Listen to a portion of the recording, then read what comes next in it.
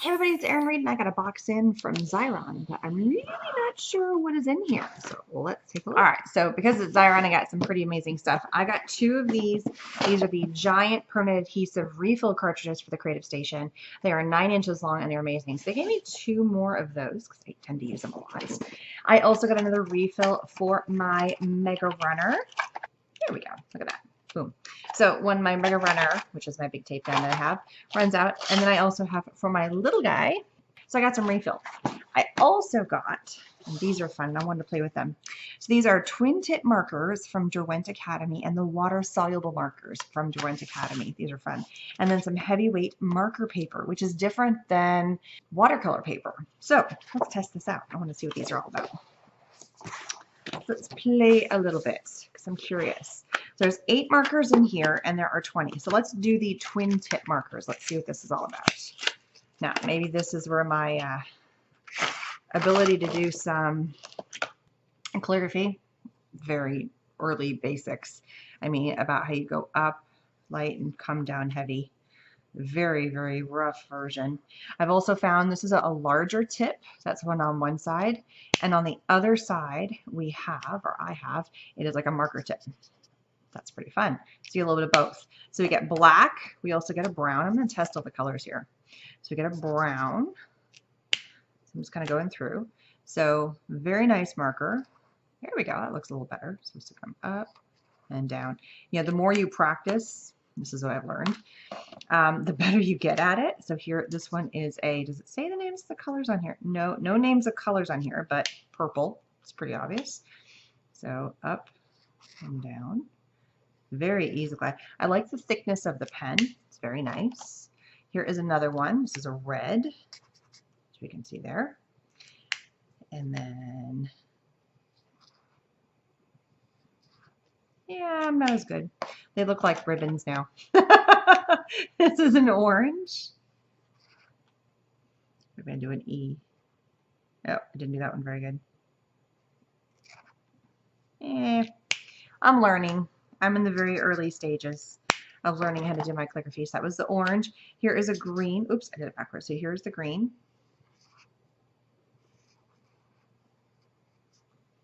Lee.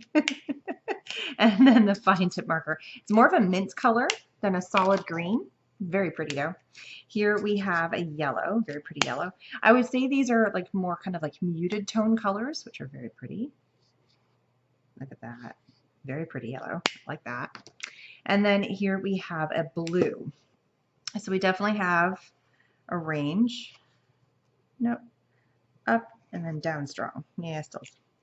I got to get better at that. I'm still not rocking it. And then your fine tip.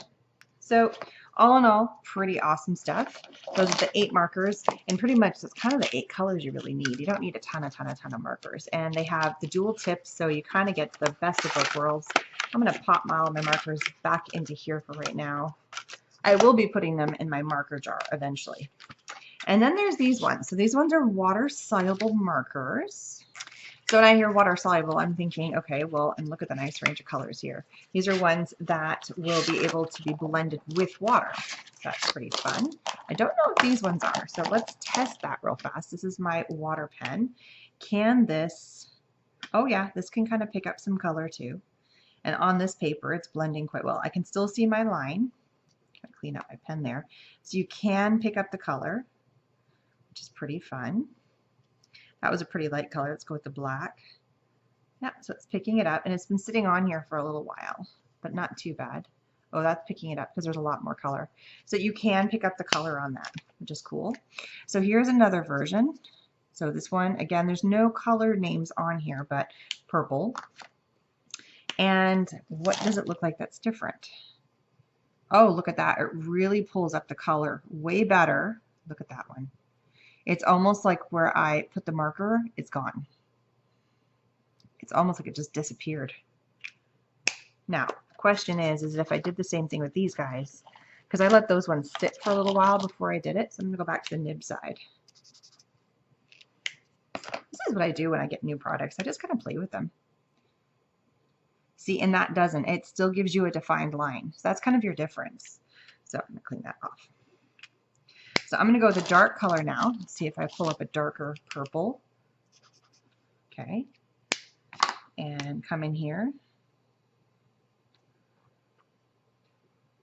So this giving, it's because the other one was lighter.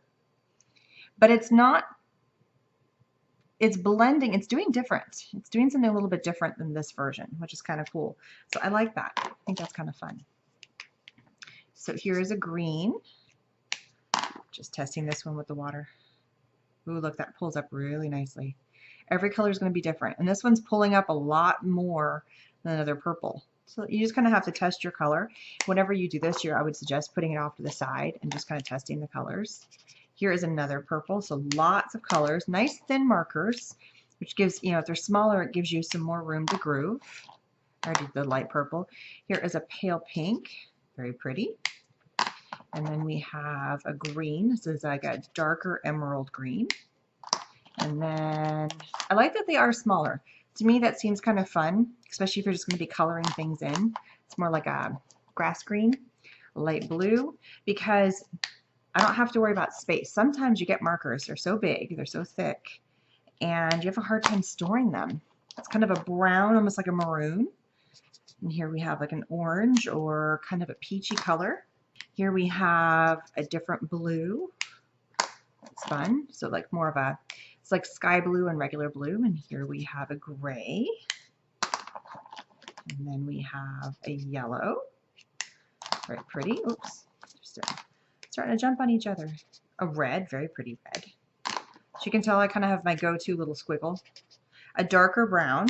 We did do, like, so here is like the maroon color, and then we have a true brown, and then you have that orangey color. And then we have another blue, so you actually get three blues. So we have a dark blue, a medium blue, and a light blue. And then we have another green. So you're given a whole bunch, this is more of like a teal. And then we have a pink, so you're also given a couple of pinks, a light pink and a dark pink, and then a true red. So that's, this is definitely like an in-between. And then you have black. So nice, good range of colors. There's 20 colors in that box, which is very fun. So it's awesome. I love that. So I'm just going to kind of run my pen.